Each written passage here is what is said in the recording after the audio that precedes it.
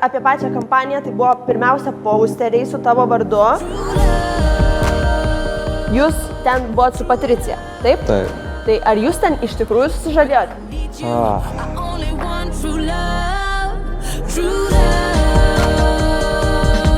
Matys patys.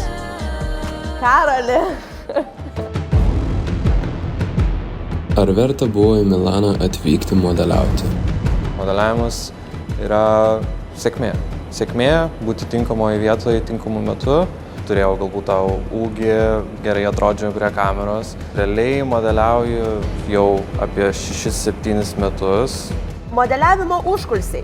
Ar daug ten netikrumo? Tas 10 sekundžių daugiau minutę, kur praeini pro tą podiumą, tu esi the star.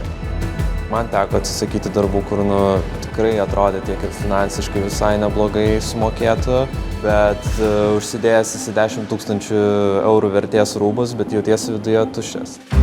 Kokia tave labiausiai erzinanti frazė yra, kurią sako fotografai? Again. Užaugau, turėjau anoreksiją, tai aš iš to išėjau, viskas yra įmanoma. Tiesiog sugebėjau sužaisti su savo kortom. Aš labiau noriu visą tą pasiekimą perteikti dar kaip misiją kokią, kaip žinutę kitiems, kad jeigu aš galiu, reiškia, kad ir tu gali.